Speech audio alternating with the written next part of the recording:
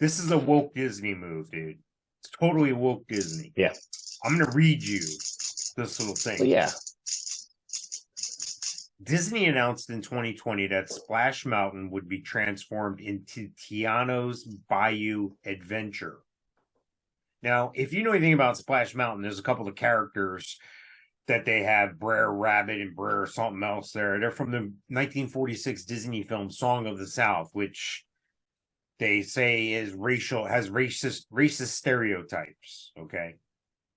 Well, right. This Racial Tiana's overtones. Bayou Adventure is based on the 2009 animated film The Princess and the Frog, which featured Disney's first black princess.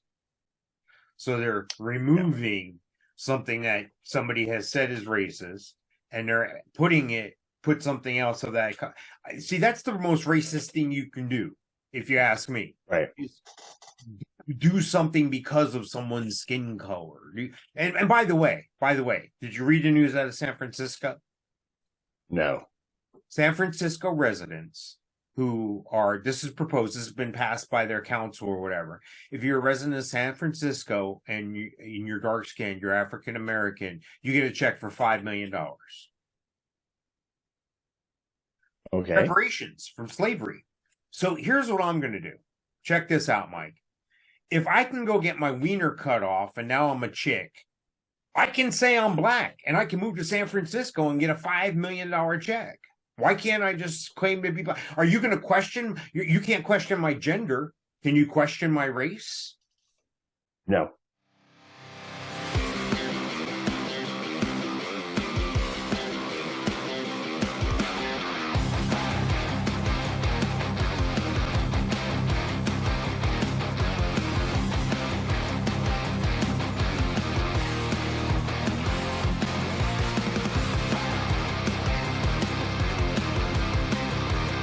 Ladies and gentlemen, introducing the worst fucking podcast you've ever heard. Both Mikes. Hey, everybody. Welcome to Both Mics. Hey, guys. Both Mics, the show about nothing and everything. That is Mike Sofka. And that is Mike Taylor. And together we are Both Mics. We are Both Mics. It's a podcast about nothing and everything. We are doing show episode 162. 162. If you like podcasts, we can be found. Yeah, we can be found anywhere podcasts are found. We're there. Check us out. Subscribe. Notify. Tell a friend. Tell a friend to tell a friend. Tell a friend to tell a friend to tell a friend. Because we're swell like that. Yeah, we're nifty. We're awesome. Just ask us. We'll tell you. But yeah, Alexa, play Both Mics. Boom, we're there. Rumble. Rumble's the big one right now, dude. We're gaining some traction on Rumble. Rumble? Really? Yeah. If you're not on Rumble, get the link for us so we get the credit for you joining. It's free to join. But cool. You know, it's like some sort of quasi pyramid scheme, I guess, if you use my referral link. So nice. Little Ponzi scheme action. Couple dollars for the Both Mics kitty. Exactly. So, Mike, I teased this the end of last show here, 162. Child's foot crushed at Orlando attraction. Did you see what that was? Did you look at it or no? I did look briefly. All right, so you know what we're talking about. You know what we're talking about. Did you think it was at that place or did you think it was somewhere else? No, I you say Disney, you say Orlando attraction. I automatically thought Disney. Then I was like, all right, which is why I said it like Disney? That. Yeah, which ride at Disney did someone get their foot caught in? And I was like, was it the People Mover? I don't know. And then I looked it up, and it was the ET ride, right? Yeah, Universal. It's yeah. It's kind of weird. The whole thing, they're saying that they didn't understand any of the signage because it was in Portuguese, but then Universal's pointing out they have a Portuguese map and a little guide or something that tells you apparently the kid, 11-year-old kid, his feet were dangling below the stirrup type things the pedals where you put your feet on the bike like thing that you're riding, and apparently that's how his foot got crushed. So apparently, this 11-year-old boy named Tiago had his foot inside the ride vehicle, but that his feet dangled off the bike's pedals. Yada yada. So yada he probably yada. learned to ride a bike at what, 4 or 5 years old. Yeah. And if you're on a attraction that was set up with a bicycle, shouldn't your feet be on the pedals? You know? I don't know. I don't know. I put some responsibility on the parent. I put some of it on the kid, and I put some of it on Universal because, it shouldn't be that way. I don't think there should be. This isn't that action park in Jersey. You're going to freaking Universal. If we're going to Action Park, there's a chance one of us is not coming home with a kidney. Something stupid's going to happen. Right. Yeah. And the park that Mike is talking about is in the northwest portion of New Jersey back in the 80s, and it was nicknamed Traction Park for a reason. So yeah. I agree. You first think that there's pedals there. That's obviously where your feet go. But if your feet dangle below the pedals and the side to side motion of the ride crushes your foot, there's a little bit of a liability there. And for the fact that the ride has been open for 30 years, probably close to that, right? No, 20 years. That 30 years. The park's been open since '89. That maybe this has happened before and we just haven't heard about it. I don't know. It's a 1 in a million chance, I guess, that one person gets hurt in this particular ride. So you're saying you like the odds? No, not good odds of getting hurt. But court records show Universal was ordered to pay an annuity to Tiago through a life insurance company, but the specific amount was not disclosed, and the rest of the settlement is confidential. The case was dismissed by the court on January 12th because they came to a settlement. So yeah, this happened a while ago when we were just hearing about it now. They closed that whole section of the park. You hear about that? No. That whole Woody Woodpecker play area. Yeah. You know how if you're walking, new park.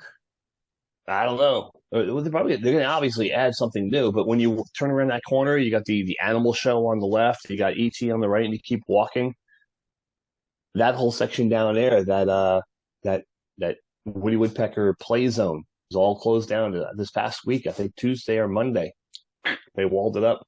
I don't know what they're putting there, but they're probably going to put something of some kind of significance.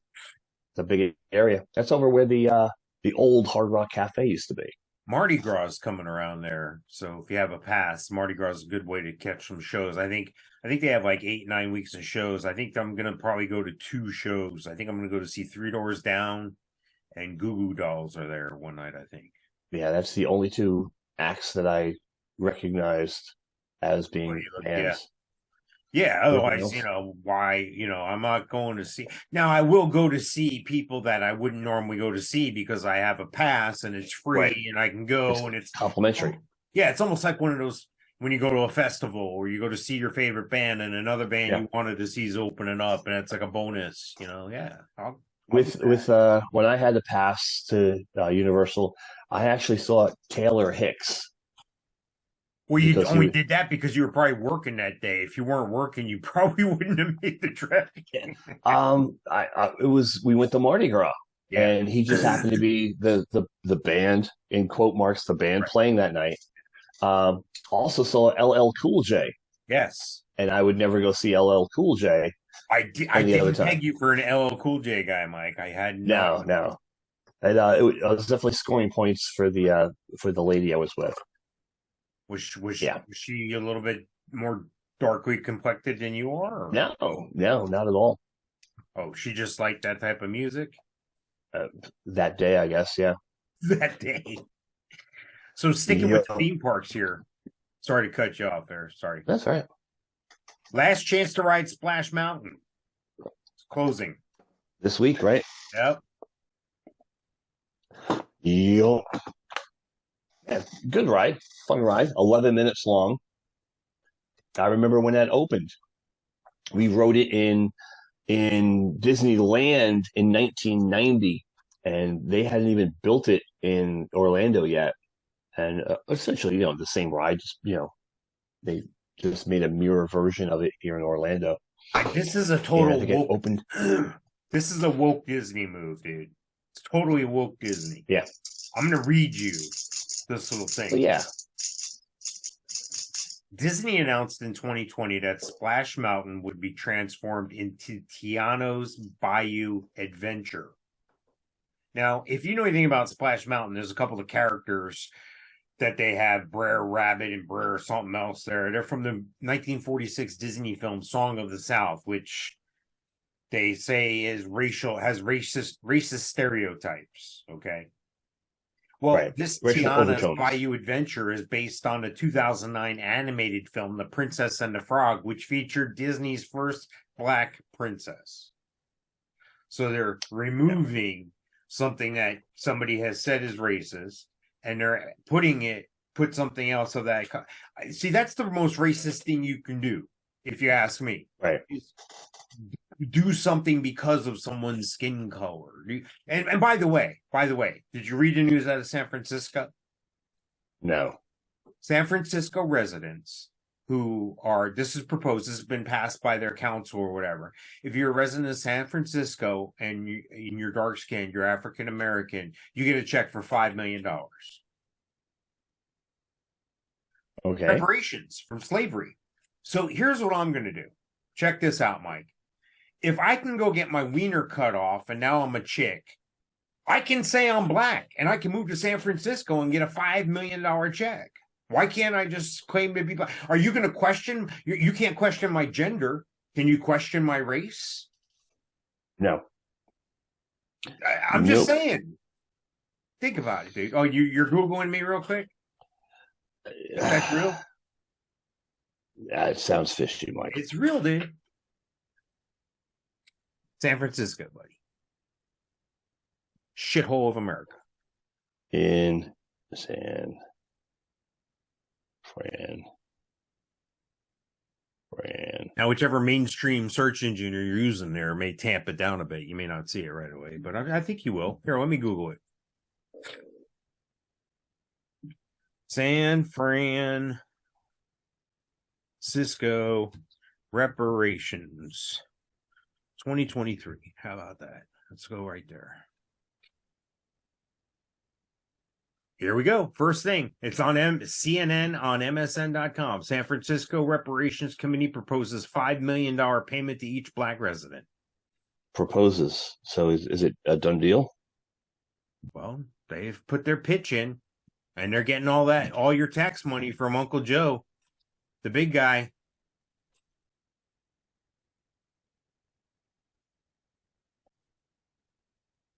They have a $728 million deficit, and what these socialist shitholes do is they run up the tab, and then they go to Uncle Joe, and he writes them a check, and that's how they balance the books. So anyway, I'm going to start. You are to start referring to me as Black Mike. My name now. So we're going to do the intro again. Okay, and you're gonna introduce me as Black Mike. Okay, how about that? And then if I say I'm black and somebody else outside of me calls me black, that means I'm black. You can't question my gender. You can't question my race either. Then $5 million, Mike. Yeah. Change your name to Tyrone Shoes.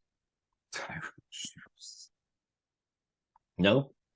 Would I look more like a Jefferson, a Jackson, a Washington? Marcus Absent. Marcus Absent. There you go. That would be my name. Yes. According to one of my former workers, my name might have to be Trey. Right? Anyway. Trey of salami. That didn't come out right. One of my former workers. I meant co-worker. I didn't mean like... You get back out there and pick that belt, Cotton. God. Yeah. Racist. So yeah, Song of the South is actually the only like Disney video that never made it to VHS or DVD. It's You racist. can't buy it on DVD or VHS. Yes, it's But racist. if you find yourself going to the San Antonio Rodeo next month, they have a marketplace in this one building, and you can buy all kinds of stuff. You can buy belts and leather stuff and saddles and kind of cool kitchen stuff with chickens and cows on it. And there's a booth that will sell you a DVD copy of Song of the South. Nice. What's that run? Oh, like $20-$30. How many you got? Yeah, none. But yeah, I couldn't believe it. I walk in and like the first thing I saw were these freaking copies of Song of the South, and I'm like, oh, that's not allowed. So here's the deal, dude. I don't mind if you're shutting down a ride because over time, like think about it. Think about the Magic Kingdom back in the day. You don't have 20,000 Right. leagues under the sea anymore. That stupid little submarine thing. Right. You know, they upgrade, they take out some. Mr. Toad's Wild Ride had to go, you know, all this. I get it. You're updating, you're keeping, but the reason for doing this is so glaring to me. Don't do it for the reason, do it for the right reasons. Do it because that technology has now changed. You know, I'm no longer fascinated by Tomorrowland, that one day I might be talking to my friend on the TV. You know, yeah, this is what we fucking do now. You know, it doesn't faze me anymore. Show me how we're traveling through time in a particle accelerator. Show me that. That's what I want to see. Right. Yeah, Tomorrowland, not Todayland. Yeah, Yesterdayland. Anyway. Yeah, but and the thing is, it's a newer ride as far as I'm concerned. Right. You know, it's only 20 years old. The Carousel of Progress has been there since day one.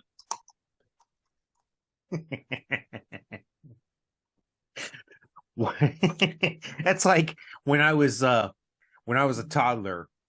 I don't know. Okay. I was a couple years old, maybe a year or two old. Back in the day, this is the late 60s. So Encyclopedia salesman comes by my mom and dad's house and makes a pitch to my mom and dad. And one of the things he says is, you don't want your kid to grow up to be stupid. We fooled him, right? Anyway, by the time I was old enough to read the encyclopedia, I'm looking through the encyclopedia with my dad about something. I'm like, 5 or 6 or whatever. And it says, one day man will go to the moon. Well, we were already at the fucking moon. In between the time the encyclopedia was printed and the time I was old enough to read it, we had gone to, well, they say we went to the moon. I'll leave it at that. So, anyway. Yeah. So, yeah, we had World Book Encyclopedia, the 1969 edition. So, yeah, they bought it when I was 3. And, like, yeah. God. Do you remember that? Used to go to the library and used to look up for, somebody's got the M already. I needed the M. Where's the M or whatever? Or how about did your mom ever buy the encyclopedias at the grocery store? Like this week it was A through D. Next week it was F. Okay. No? Oh yeah, they had those. No, they had them. They had them at the A&P there in Park Ridge. Yeah. And we like the first book was like 9 cents. Like you can get the first exactly one. They get you hooked. Yeah, you got on all those A's, learning about apples. Why is there so much in the S? Why was S always 2 volumes? How much shit can be in that book? It's a popular letter. Whatever. But yeah, no, my parents had the actual World Book Encyclopedia with the World Book Atlas, which was like this freaking big. And they had it had an accompaniment book of like different little projects and things that kids can do to spend their free time. So I remember, I think it was like something craft. And I used to go through those books all the time, find different things to do while in the house while my mom slept because she worked overnight. But yeah, it was good. So we talked about in our last episode here, last episode, one of the previous episodes, about a Tesla truck. Tesla's making those big tractor tractor trucks that can pull big trailers. And of course, on one of the most recent shows, we showed a picture of one being towed already, a Pepsi truck being towed already, Tesla Pepsi truck. Well, there's another one here. No indication as to who's leased this one, but there is one on the side of the road here in California. Tesla semi truck broke down. Tesla unveils production of its Tesla Semi Classic 8 electric truck and delivered the first units last month. And here's one on the side of the road. Pepsi said it was already deploying 36 Tesla semi trucks. Yada, yada. Here's my thing. You know how when gas trucks, diesel trucks, I should say, when they're stopped, especially when they're stopped, it doesn't make sense for them to shut it down and turn it back up because they got to build up the air pressure and the brakes. They got to cool the glow plugs and all that stuff has to happen. So it takes time. So sometimes they leave them running. Sometimes they leave them running because they're carrying a truckload of frozen shit. They got to keep it all cold. You know, there's a reefer. Right. The reefer. Attached. Yeah. So what happens when the Tesla breaks down? I have not a clue. Hopefully they've... Do they have a gas generator on there for the reefer trailer? Probably. Because, those are gas run. Yeah, good question. And the thing is, with a Pepsi truck, I'm guessing these are coming from the Pepsi factory to the Pepsi warehouses. Because you have Pepsi employees at both ends to manage the truck. You can't bring one of these Pepsi trucks and have it show up at Publix and back down into the the loading dock. And then what? What happens then? Who unloads this truck? I don't know. I don't know any of that stuff, logistics. I just know that when you put out a product and your shit's broken down on the side of the road in the first week, when you've got 36 trucks delivered to Pepsi and I see 2 of them broken down, I see a picture in Florida of a truck in California broken down on the side of the road, a tow truck. I see 2 of them. That's not a good clip.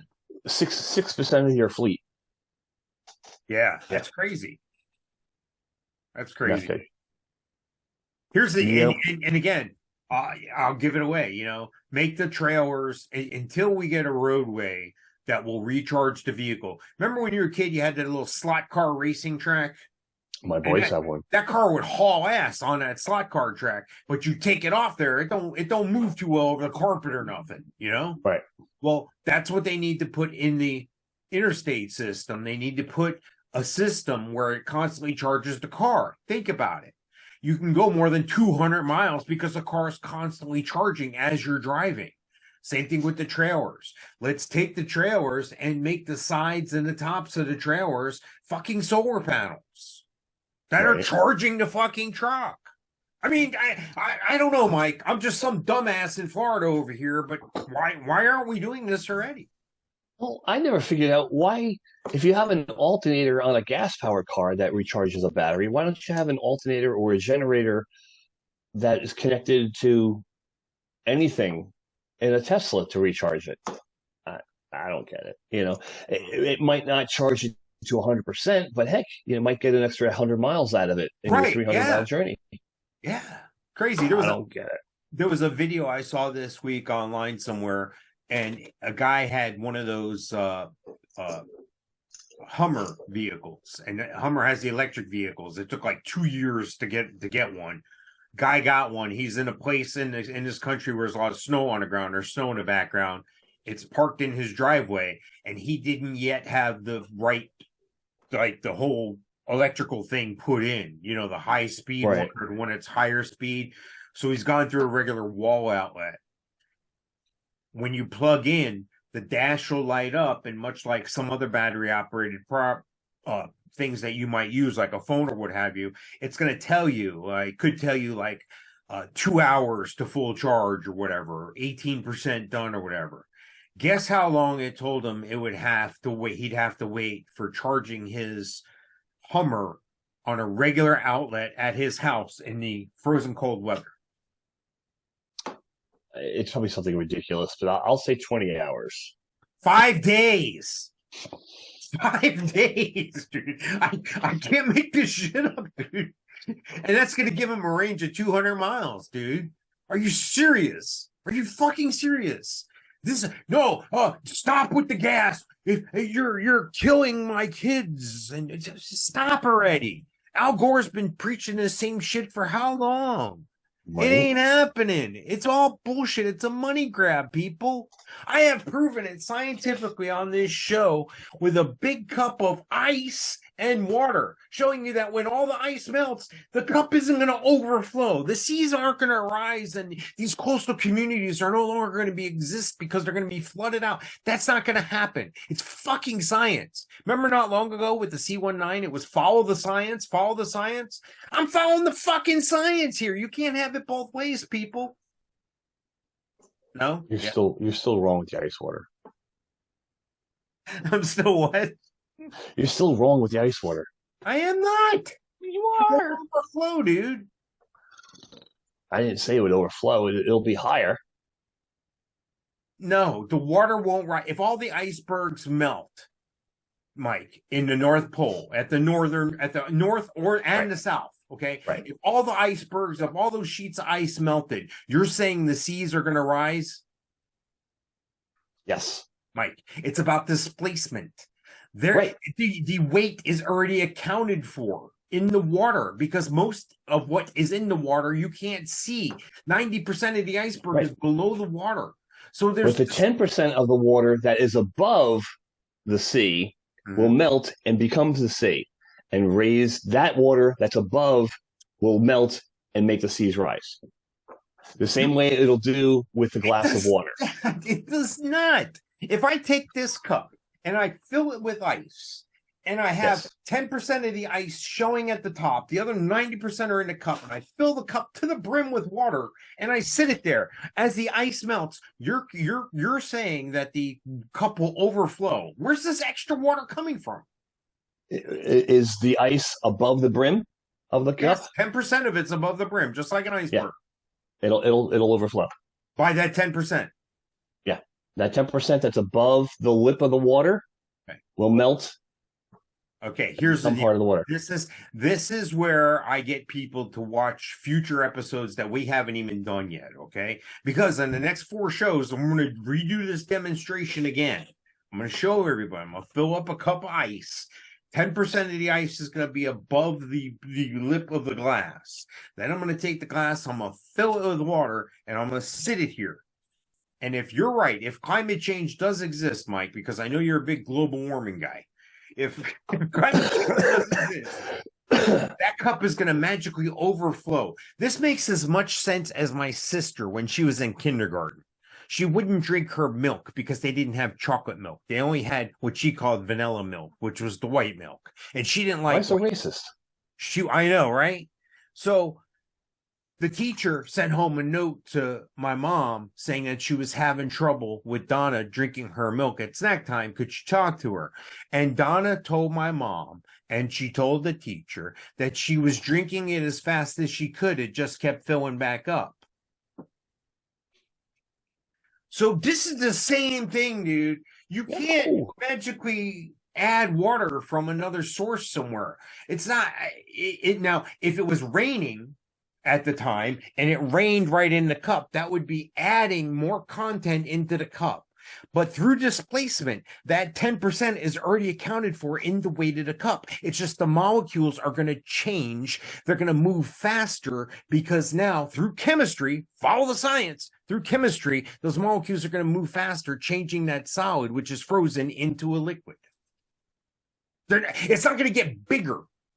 It's not going to get any larger because it's right. It's not going to get any larger, but that 10% of the ice is not inside the cup. Through displacement, it's already accounted for. No. Okay, it's Mike, not. If you fill up a tub with water to the tippy top, okay? Right. And you get in the tub, what's going to happen? Water is going to come overflowing through what? Displacement. Now, check this out. If I'm in the tub and then I fill it with water all the way to the very top, okay? Yeah. Then I stand up to get out. What happens to the water level? The water goes down Right. But if you're in the tub Yes. and you fill it to the top Yes. and you dunk your head underwater, the water's going to go over the edge.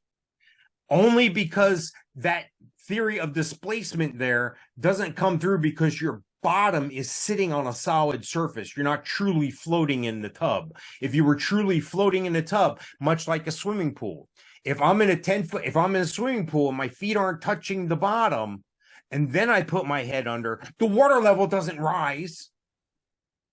It does. Oh my God. Dude. You don't get it. Yes, I get it. Trust me, I took science. Are you saying that my head has no volume when I put it underwater? Oh, your head's speaking loud and clear. Yeah. No, I'm saying that if you're in the water and your feet are touching the bottom or any part of your body is touching the bottom, like if you're standing in the shallow end or if your bottom is sitting on the bottom of your tub, you're not floating. You have to be in a floating situation for that same example to be relative, because we're talking about icebergs. We're talking about things that are in the water. We're not talking about land.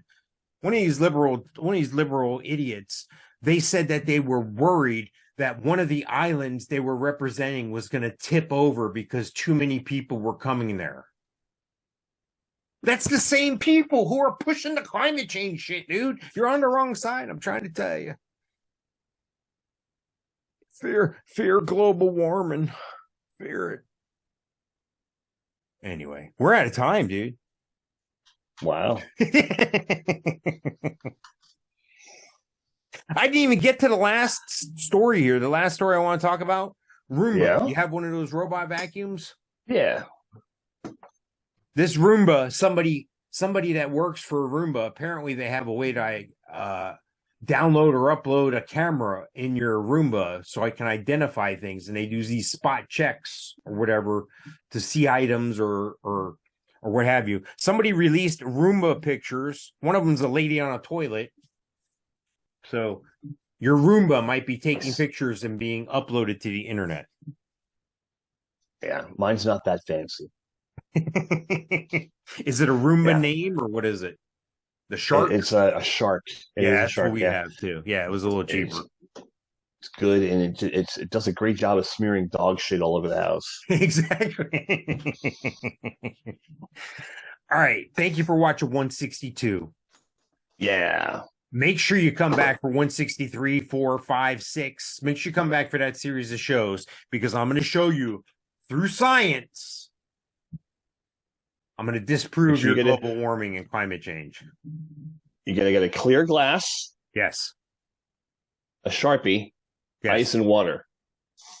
Perfect. I got it. I'm ready. All right. All right. We'll see you next time. Take care, folks. See ya.